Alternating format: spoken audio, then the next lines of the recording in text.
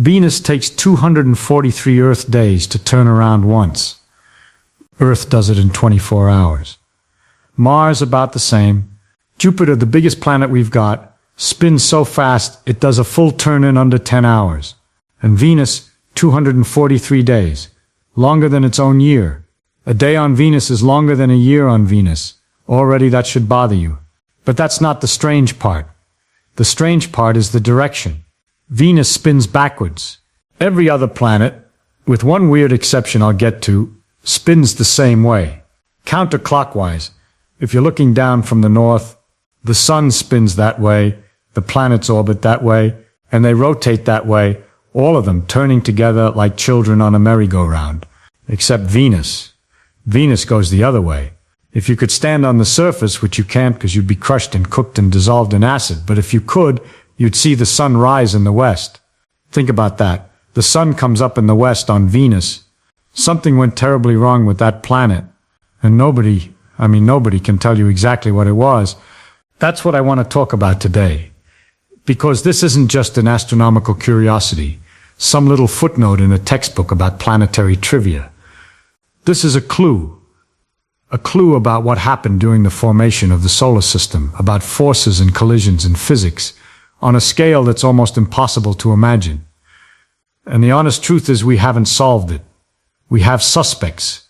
We have theories, but we don't have a conviction. So let me take you through the evidence, piece by piece, and you tell me what you think happened. First, let's establish what we should expect. Because to know that something is wrong, you need to know what right looks like. Imagine a vast cloud of gas and dust out there in interstellar space, light years across, cold, dark, drifting. And suppose gravity begins to win. Little by little, the cloud starts to collapse inward. It's a slow process at first, but the cloud has a secret. It's not perfectly still. Somewhere, some part of it has a slight rotation. Maybe it got nudged by a passing star. Maybe it was stirred by the shock wave of a distant supernova. Doesn't matter. What matters is that there is some angular momentum in the cloud, even a tiny amount. And here's where one of the deepest principles in all of physics takes over. Conservation of angular momentum. It says that the total amount of rotational motion in a system stays the same provided nothing from the outside is applying a torque.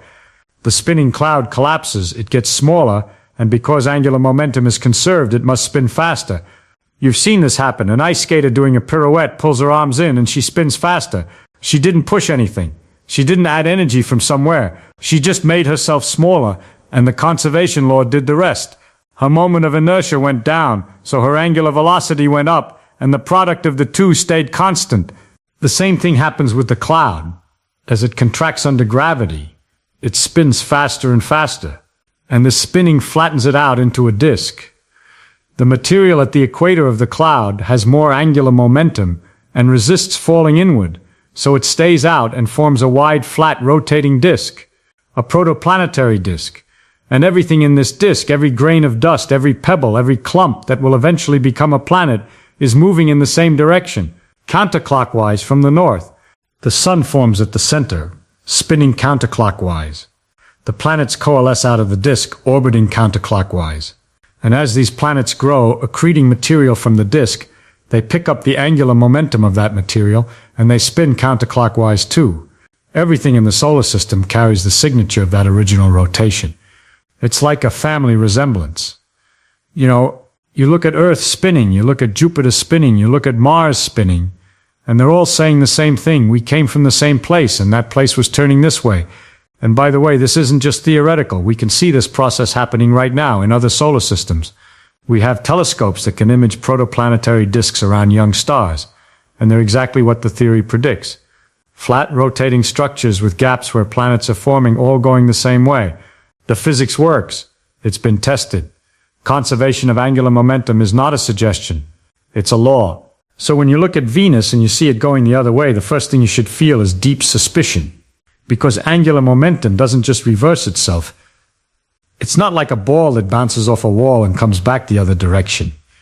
That reversing a planet's spin is like taking a spinning flywheel weighing a billion kilograms and somehow making it stop and turn the other way. To do that, you need to apply a torque, and you need to apply it for a long time, or you need to apply it very, very hard all at once. Those are your two options. Either something hit Venus like a hammer and reversed the spin in minutes, or something has been gently, persistently twisting Venus the other way over billions of years. A violent crime or a slow conspiracy. The question is which, and the question is whether we can ever find enough evidence to be sure. Now, before we get to the theories, let me tell you something about Venus that makes this whole mystery even more peculiar and more frustrating. We didn't even know Venus spun backwards until 1962. Think about that. Venus is the closest planet to Earth. It's been one of the brightest objects in the sky since human beings first looked up. The ancient Babylonians tracked it across the sky. The Greeks noticed it appeared both in the morning and in the evening and thought it was two different stars. The morning star and the evening star, they named them both, and it took them a while to realize it was the same object. We've been staring at Venus for thousands of years, and we couldn't tell which way it was spinning until the Kennedy administration. Why? Because Venus is wearing a disguise. It has the thickest, most opaque atmosphere of any rocky planet in the solar system. The surface pressure is about 93 times the pressure of Earth's atmosphere.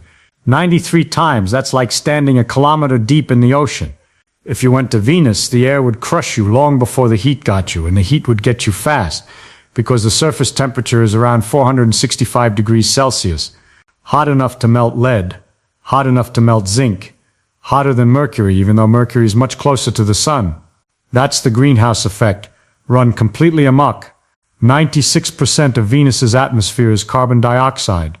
The remaining few percent is mostly nitrogen, with clouds of sulfuric acid floating in the upper layers. Not water clouds, sulfuric acid. You can't see through that. You cannot look at Venus with an optical telescope and see its surface. When astronomers in the 17th and 18th centuries pointed their best instruments at Venus, all they saw was a blank white disk. Brilliant, featureless, maddening. Giovanni Cassini, one of the finest observers who ever lived, tried to measure Venus's rotation in 1666 and 1667. He thought the period was less than a day. He was wrong by a factor of about 240. Other astronomers over the next 3 centuries made their own guesses. Some said 24 hours, figuring Venus was probably like Earth. Some said about 25 days. Everyone was wrong. The planet kept its secret. It wasn't until we had radar that we could pierce through those acid clouds. In the early 1960s, teams at the Jet Propulsion Laboratory and elsewhere bounced radar signals off Venus and measured the Doppler shift of the reflected signal. Radar doesn't care about clouds. The radio waves go right through and bounce off the solid surface. By measuring how the frequency of the return signal was spread out, you could figure out how fast the surface was moving and in which direction. Now think about how clever this is. When you bounce a radar beam off a spinning planet, the side of the planet that's moving toward you reflects the signal at a slightly higher frequency. Doppler shift. The side moving away reflects at a slightly lower frequency. The width of that frequency spread tells you the spin rate, and the asymmetry tells you the direction. If the planet is spinning in one direction, the higher frequency side is on the right. If it's spinning the other way, the higher frequency side is on the left. The radar doesn't lie. It doesn't care about clouds or theories or expectations. It just measures the motion. And what they found shocked the astronomical community. The rotation was not just slow, it was retrograde, backwards. 243 Earth days. The planet rotates more slowly than it orbits the sun, and it rotates in the wrong direction. Nobody expected that. Richard Goldstein published the result in 1964. Some people thought the measurements were flawed. They weren't. Now, let me be precise about what backward means, because there's a subtlety here that matters. Astronomers define the north pole of a planet by the right-hand rule and its orientation relative to the orbital plane. By that definition, Venus's axis is tilted 177 degrees from vertical, almost completely upside down, only 3 degrees away from being perfectly inverted. So you could describe the situation in 2 ways. You could say Venus rotates backwards, or you could say Venus is flipped nearly upside down and rotates normally, but since it's upside down, the rotation appears reversed when you look at it from the outside. Either description is correct, they're mathematically equivalent. But the distinction matters when you're trying to figure out what happened. Did something reverse the spin? Or did something flip the whole planet over? These are different physical processes, and they would leave different traces. So we have our mystery. 4.5 billion years of solar system history, and Venus ended up spinning the wrong way. Let's examine the suspects. Suspect number 1, the giant impact. The idea is simple and dramatic. Early in the solar system's history, things were not neat and orderly like they are now. Things were chaotic, violent, catastrophic. The planets were still forming, sweeping up debris, and there were leftover protoplanets, objects the size of Mars or bigger, careening through the inner solar system on unstable orbits. Collisions were common. We think this is how Earth got its moon. A Mars-sized body, which we call Theia, slammed into the early Earth at an angle roughly 4.5 billion years ago. The impact was so violent it vaporized rock, sprayed molten debris into orbit, and that debris coalesced into the moon over the course of centuries. We have strong evidence for this. The isotopic ratios in moon rocks brought back by the Apollo astronauts match Earth's mantle almost exactly. The chemistry tells the story the way a fingerprint identifies a suspect. If something like that could happen to Earth, why not Venus? The idea is that a massive body hit Venus, either head-on or at just the right angle, and either flipped the planet upside down or slowed its spin so dramatically that it ended up going backwards. Picture a top spinning on a table. If I flick it from the side hard enough, I can either knock it over entirely so it's now spinning upside down, which looks like backward rotation, or I can slow it to a stop, and then it topples over and starts turning the other way. Either mechanism works. And notice this connects to that subtlety about the tilt. If Venus was hit and flipped to 177 degrees, it wasn't really reversed, it was toppled. Like a gyroscope that gets knocked past 90 degrees and falls all the way to the other side. The spin direction relative to the planet's own body didn't change, but relative to the rest of the solar system it looks backward. And there's something very appealing about this theory. It's violent, it's dramatic, it solves the problem in one blow, literally. And we know from the cratering record that giant impacts happen throughout the early solar system. Statistically, it would be surprising if Venus never experienced one. But there are problems. Serious, nagging problems. First, where's the evidence? When Theia hit Earth, we got the moon. An enormous, magnificent, undeniable piece of evidence hanging in the sky every single night. Venus has no moon. None. Zero. Not a captured asteroid, not a chunk of debris, nothing. If a giant impact reversed Venus's spin, what happened to all the debris? Some researchers say the impact was nearly head-on, so it wouldn't fling much material into orbit. The energy goes into heating and deforming the planet rather than ejecting debris. Others say debris did get ejected, but it fell inside the synchronous orbit. See, here's the thing. Because Venus rotates so slowly, the synchronous orbit, the distance at which a moon would orbit at the same rate the planet spins, is extremely far out. Any debris disk that forms close to the planet is inside that boundary, and material inside the synchronous orbit doesn't get pushed outward by tidal forces the way our moon is being pushed away from Earth. Instead, it spirals inward and falls back onto Venus. So any moon that formed would have been temporary. It would have been consumed by the planet. There's even a provocative hypothesis that Venus once had a moon formed by a first impact, and then a second impact destroyed that moon, or that the tidal interaction with the sun destabilized it. But now you're stacking hypotheses on top of hypotheses like a tower of playing cards, and in physics that should make you nervous. Every additional assumption you add is another way for the theory to be wrong. And there's a deeper philosophical issue. Recent computer simulations from 2025 show that yes, a wide variety of giant impacts can produce Venus's current rotation period. Head-on collisions, oblique collisions, big impactors, small impactors, fast impactors, slow impactors. All sorts of scenarios work. The problem is that too many scenarios work. When your theory can accommodate almost any observation, it's not really constraining anything. It's like a suspect who has an alibi for every crime because he says he was everywhere at once. The theory is consistent with Venus's rotation, but consistency is not the same as evidence. In physics, I always want to distinguish between an explanation and a description. An explanation tells you why something happened. A description tells you that it could have happened. The giant impact theory gives us a description. It doesn't give us a fingerprint. So let's turn to suspect number 2. This one is quieter, slower, subtler, and in many ways more elegant. It involves tides, not ocean tides. Venus doesn't have oceans. Atmospheric tides. Here's the setup. Venus is close to the Sun. Not as close as Mercury, but close enough that the Sun's gravitational pull is strong, This gravitational pull deforms the solid body of Venus slightly, creating a bulge, a tidal bulge. Think of it like squeezing a tennis ball between your thumb and forefinger. It gets elongated along the axis of the squeezing force. The Sun does the same thing to Venus, creates a slight elongation pointing toward and away from the Sun. Now, if Venus is rotating, even slowly, this bulge gets dragged a little bit ahead of the line connecting Venus to the Sun. The planet rotates and the bulge tries to follow, but there's friction inside the planet, so the bulge can't keep up perfectly. It gets displaced, and the Sun's gravity acting on that displaced bulge creates a torque, a braking torque. It slows the rotation down. This is gravitational tidal dissipation, and over billions of years it's relentless. It would tend to slow Venus down toward a state where the planet is tidally locked to the Sun, with one face always pointing sunward, like Mercury, almost.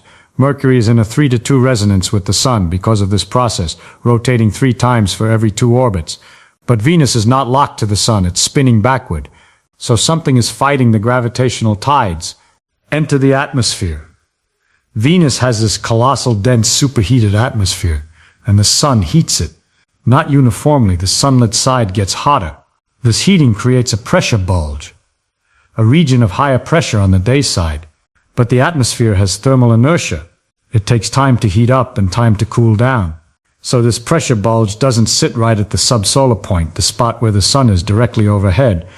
It gets shifted. It's displaced from the Sun's position by the rotation of the planet and the sluggish thermal response of all that carbon dioxide. And here's where it gets interesting. This shifted atmospheric bulge creates its own torque on the planet. And it turns out that this atmospheric torque pushes in the opposite direction from the gravitational torque on the solid body. The gravitational tides on the rock pull in one direction, trying to slow Venus toward tidal locking. The thermal atmospheric tides push the other way, nudging Venus in the retrograde direction. Why retrograde specifically? Because of the geometry of the heating. The thermal bulge displaced by Venus's rotation and the slow thermal response of all that dense carbon dioxide ends up positioned in such a way that the Sun's gravitational pull on it creates a torque opposing the locking. The details involve phase lags and the specific thermodynamic properties of supercritical carbon dioxide, but the bottom line is elegant. Venus's own atmosphere acts as a shield against being tidally locked to the Sun. You've got a tug of war. 2 forces, 2 bulges, 2 torques pulling against each other. Let me give you an analogy that might help. Imagine you're in a swimming pool, floating on a lazy river ride. The current is pushing you one way, but there's a wind blowing across the surface pushing you the other way. If the current is stronger, you drift with the current. If the wind is stronger, you drift with the wind. But there's a sweet spot where the wind and the current exactly balance, and you just sit there barely moving or drifting very slowly in one direction. That's what's happening to Venus. The gravitational tide is the current. The atmospheric tide is the wind. And Venus has found the sweet spot where they almost cancel. The residual, the leftover, is a slow drift in the retrograde direction. And the beautiful thing is that they can reach a stable equilibrium. Not the equilibrium of tidal locking, where Venus stops rotating relative to the Sun. A different kind of equilibrium, one where the planet slowly rotates in the retrograde direction, backwards. This idea was first proposed in 1969 by Thomas Gold and Stephen Sauter, and it was developed with mathematical rigor by Alexandre Correa and Jacques Lascar, starting in 2001. What Correa and Lascar showed is that when you account for the gravitational body tides, the thermal atmospheric tides, and the dissipation at the boundary between Venus's mantle and core, the planet's rotation can evolve from almost any starting condition into one of exactly 4 possible end states. Think of it like a marble rolling on a hilly landscape. No matter where you start the marble, it ends up in one of 4 valleys. 2 valleys are prograde, 2 are retrograde, and the retrograde valleys are deeper, more stable. The 2 retrograde states both have rotation periods of about 243 days. The 2 prograde states have periods of about 77 days. Venus appears to have rolled into one of the retrograde valleys and settled there. No collision needed. Just the patient, relentless billion-year work of the Sun's gravity pulling on Venus's body and heating Venus's atmosphere, fighting each other to a standstill, and the standstill happens to be a slow backwards rotation, like a top that's been spinning in thick syrup, gradually slowing, wobbling, stalling, and then ever so gently beginning to turn the other way. Let me make sure you understand how weird this is. It means that the backward rotation of Venus might not be an accident at all. It might be an attractor, a natural resting place. If you could go back in time and give Venus a different starting spin, faster, slower, tilted differently, the planet would still evolve toward one of these four states. The current rotation is not a random outcome of some chaotic event. It's a destination. The forces acting on Venus are funneling it toward this particular spin state, the way water flows downhill regardless of where you pour it. Different paths, same endpoint. And here's what's genuinely surprising. The theory predicts that the current state, this slow retrograde rotation, is not unique to Venus's specific history. Any rocky planet of similar mass, at a similar distance from its star, with a sufficiently thick atmosphere, would tend to end up in a similar configuration. That's a testable prediction, in principle.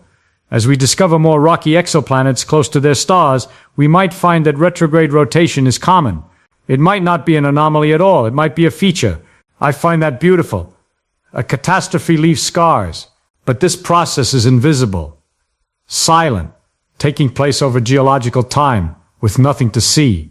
Just the slow victory of one torque over another. But is it right? Well, it has one very appealing feature. It explains the current state of Venus using forces that we know are acting right now, right this minute. We're not invoking a hypothetical event 4 billion years ago that left no visible trace. We're pointing at the sun and saying, you did this, you're doing it still, and we can calculate it. But the theory has its own problems. The big one is the initial conditions. If Venus started out spinning fast like most of the other planets, once every few hours, the atmospheric tides might not have been strong enough to overpower the gravitational tides within 4.5 billion years. Depending on which model of tidal dissipation you use, Venus needed to start with a rotation period somewhere between about half a day and 3 days for the atmospheric tides to do their work in time. Shorter than that, and the planet would still be spinning prograde today, just slowly. The atmospheric tides would be fighting but losing. So what slowed Venus down initially? Maybe a moderate impact. Not the planet killer we talked about before. Something smaller. Enough to knock the rotation from a few hours to a couple of days, and then let the atmospheric tides take over and finish the job. That's a hybrid scenario. The impact didn't reverse the spin. The atmosphere did. But the impact set the stage. And this is maybe the most honest answer we have. Not one suspect acting alone, but two suspects working together. A conspiracy. The impact softened Venus up, and the atmosphere delivered the final blow. It's less dramatic than a single cataclysmic event, and it's less elegant than pure tidal evolution. But nature doesn't care about our preferences for clean narratives. Nature does what the forces dictate, and the forces on Venus are complicated. Multiple processes acting over different timescales, each contributing a piece of the story. That's usually how physics works in the real world. Not one cause, but many, layered on top of each other, interacting in ways that resist simple description. There's another clue I haven't told you about yet. Something genuinely eerie. Venus is still changing its rotation. Right now, we measured it. In the early 1990s, NASA's Magellan spacecraft orbited Venus and mapped the surface with radar over 4 years. From the way surface features rotated beneath the spacecraft, scientists calculated the rotation period as 243.0185 Earth days. Very precise. Then 16 years later, the European Space Agency's Venus Express arrived. Scientists used its infrared instruments to peer through the atmosphere at the surface and compare what they saw to the Magellan maps. The features had shifted. Up to 20 kilometers from where they should have been, the planet had slowed down by about 6.5 minutes. Over 16 years. That's a tiny change in absolute terms, but for a planet, it's astonishing. Earth's rotation changes by milliseconds per century, and most of that is from the moon slowly stealing our angular momentum. Venus changed by minutes per decade. Something is actively wrestling with Venus's spin. The prime suspect for these short-term fluctuations is the atmosphere. Those ferocious winds. In the upper atmosphere of Venus, winds blow at 360 kilometers per hour, circling the entire planet in just 4 Earth days. 4 days. The surface below is barely moving, creeping through one rotation in 243 days. Stop and think about how strange that is. The atmosphere is spinning 60 times faster than the planet it sits on. That's called superrotation, and it's one of the most bizarre phenomena in the solar system. On Earth, our atmospheric winds are driven by differential heating. The sun warms the equator more than the poles, and this sets up circulation patterns. But Earth's atmosphere never spins faster than the planet underneath it. The surface drags the atmosphere along. The atmosphere couldn't outrun the ground even if it tried. On Venus, somehow the atmosphere is broken free. It's whipping around the planet at ludicrous speed while the surface barely turns, and we don't fully understand how. There's no obvious energy source big enough to drive winds that fast. The sun's heating should create some circulation, but the models can't quite reproduce the observed wind speeds. Something in the dynamics of Venus's thick, hot atmosphere creates a positive feedback loop that accelerates the winds far beyond what you'd naively expect. And these winds matter for the rotation problem because that enormous mismatch between the atmosphere and the ground means there's constant friction. The atmosphere is dragging on the surface, or the surface is dragging on the atmosphere, depending on how you look at it. And angular momentum is being transferred between the two. When the atmospheric circulation speeds up during one weather cycle, it can steal momentum from the surface and slow the rotation down. When the circulation slows, some of that momentum flows back, and the surface speeds up slightly. And this is where it gets strange, because these atmospheric cycles on Venus might last decades. Maybe longer. We don't have enough data to know. The Magellan mission saw one snapshot. Venus Express saw another. The difference between them could be a long-term trend, or it could be one wave in an oscillation. We simply haven't been watching long enough. Now, let me tell you about the coincidence. It might be nothing, but it's the kind of nothing that keeps physicists awake at night. Every time Venus makes its closest approach to Earth, roughly every 584 days, Venus presents almost exactly the same face to us. The same hemisphere is pointed at Earth during every close encounter. 5 Venusian solar days fit almost perfectly into that 584-day interval. The number is 5.001444. That's not 5, but it's very close to 5. Is this a genuine physical resonance? Is Earth's gravity, feeble as it is at that distance, somehow tugging Venus's rotation into a precise relationship with Earth's orbit?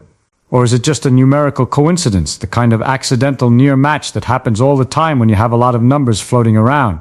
Gould and Soter, the same pair who proposed the atmospheric tide theory, had an argument for why this might be real. If the two dominant torques on Venus, the gravitational body tide and the thermal atmospheric tide, nearly cancel each other out, then the net torque on Venus is very small, and in that regime, even a tiny additional force, like the gravitational pull of Earth, during close approaches, could be enough to tip the balance and lock the rotation into a resonance. It would be like two equally matched arm wrestlers, neither one budging, and then a child puts one finger on one of their hands, and that's enough to decide it. But more recent work has been skeptical. The consensus now seems to be that Earth's gravitational effect on Venus is too weak to explain the near resonance. It's probably a coincidence. Probably.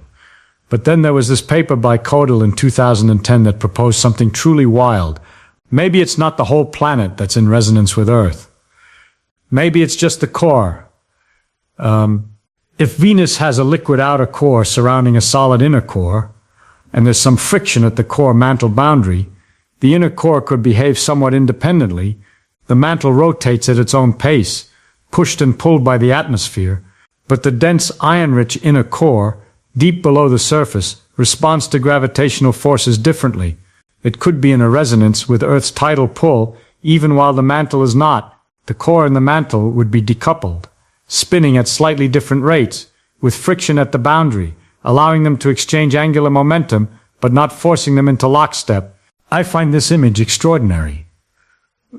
Deep inside Venus, beneath 800 kilometers of rock and a layer of liquid iron, there might be a solid iron heart, slowly, silently turning at a rate dictated by Earth's gravitational rhythm, a hidden clock, synchronized not to its own planet, but to ours. The surface is buffeted by hurricane-force winds and scorching heat. The atmosphere is a swirling cauldron of acid, and down at the center, the core quietly follows a beat we set. Is it true? We have no idea. To test it, you'd need detailed measurements of Venus's internal structure. You'd need a seismometer on the surface, or very precise gravity measurements from orbit over a long period. We don't have either.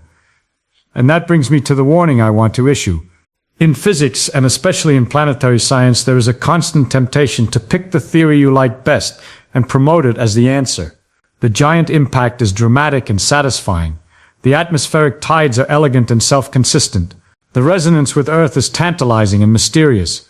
Each one makes a good story. And human beings love good stories. We are storytelling animals. We'd rather have a neat narrative than a messy truth. But the messy truth is that we do not know what happened to Venus. All three suspects, the impact, the atmospheric tides, and the resonance, are plausible. They are internally consistent. They can be made to fit the data.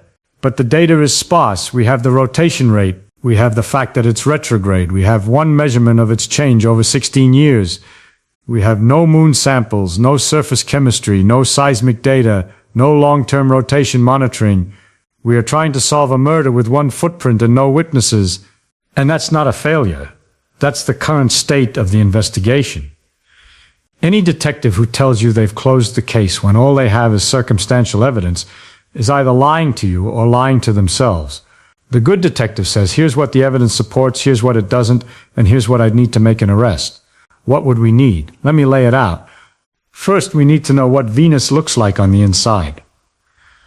On the inside, we need to know is the core solid or liquid? Is there a solid inner core? How big is it? What's the density profile? This information would tell us about tidal dissipation and whether the resonance hypothesis has any chance. You could get some of this from very precise Doppler tracking of an orbiter, measuring tiny variations in the planet's gravity field. Better still, you'd want a seismometer on the surface, but that's brutally hard. Let me tell you about the Venera program, because it tells you something about what we're up against. The Soviet Union sent a series of probes to Venus, starting in the early 1960s. The first few were crushed by the atmosphere before they even reached the surface. The engineers hadn't expected the pressure to be that extreme. Nobody had. They redesigned the probes, made them stronger like diving bells, sealed titanium shells rated for enormous pressures. Venera 7 made it to the surface in 1970. It transmitted for 23 minutes before going silent. Venera 9 sent back the first photograph ever taken on the surface of another planet.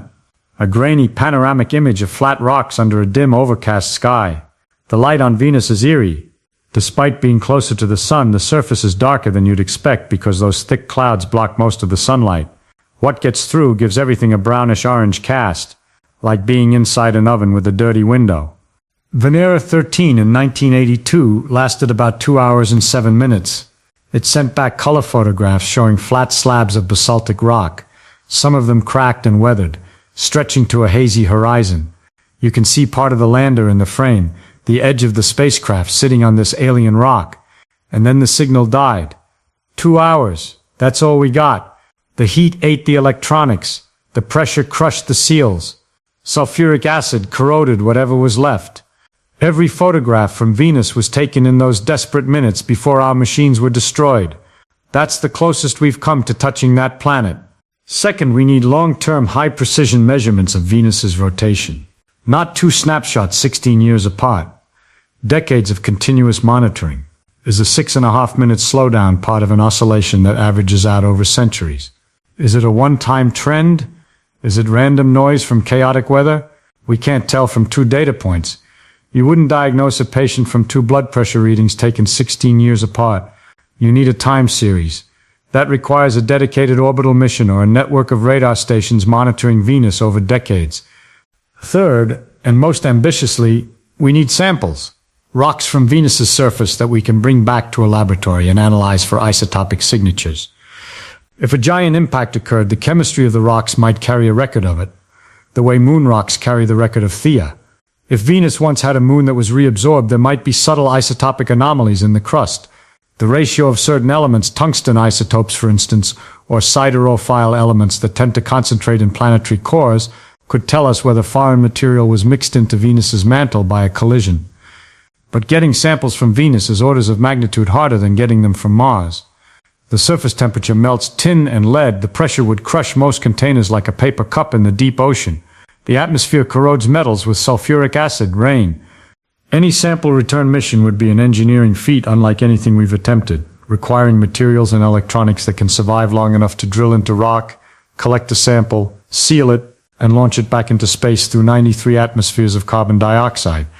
We don't have that technology yet, but we might within a few decades. And when we do, Venus might finally give up its secret. None of these things are easy, but none of them are impossible. And that's what makes Venus's backward spin such a living, breathing mystery. It's not a dusty case from the archives. There are new models being published every few years. There are new missions being planned. The investigation is ongoing. Let me step back and tell you what this whole thing teaches us about physics itself. When I was learning about the solar system as a student, the picture they painted was orderly. Conservation laws reigning supreme. Angular momentum perfectly preserved. Planets formed neatly from a spinning disk, all going the same way like clockwork. And that picture is mostly right. But in physics, mostly right is a very important phrase because the gap between mostly right and completely right is where all the interesting science lives. Venus spinning backward. Uranus tilted so far on its side that it practically rolls along its orbit, its axis, nearly parallel to the plane of the solar system. Whatever hit Uranus, if something hit it, must have been enormous. And there's an interesting contrast. Uranus has moons. Lots of them. And they orbit neatly in the plane of Uranus's equator, which means they orbit nearly perpendicular to the plane of the solar system. That suggests that if an impact tilted Uranus, it happened before the moons formed, or the moons formed from debris generated by the impact. Venus has no moons, no ring system, nothing orbiting it at all. Whatever happened to Venus left the planet stripped clean and alone. And then there's Neptune's largest moon, Triton, orbiting in the wrong direction, clearly a captured object that wandered too close and got trapped in Neptune's gravity. Mercury locked into a peculiar 3-to-2 resonance with the Sun instead of the 1-to-1 tidal lock you'd expect because its orbit is just eccentric enough to prevent synchronous rotation. Each of these is an exception to the simple story. And each exception is a window into something that happened, some process that disrupted the orderly expectation, some event or interaction we haven't fully accounted for. If everything in the solar system obeyed the simple story perfectly, we wouldn't learn very much from studying it. It's the deviations that teach. Every anomaly is a question the universe is asking us, and the quality of our science is measured by how honestly we engage with those questions. Are we willing to sit with uncertainty? Are we willing to say, this is interesting and I don't understand it yet? Or do we rush to an answer because the uncertainty makes us uncomfortable? I'll tell you something, the uncertainty is the best part. It means there's still something to discover. When all the questions have been answered, physics becomes accounting. As long as Venus is spinning backwards and we can't explain why, there's something profound about the formation and evolution of planets that we haven't grasped, and that should excite you. Because the next piece of evidence, from a future mission, or a new model, or a lucky observation, might crack the case wide open. Venus is not misbehaving. Venus is following the laws of physics with perfect fidelity. The equations of motion are satisfied.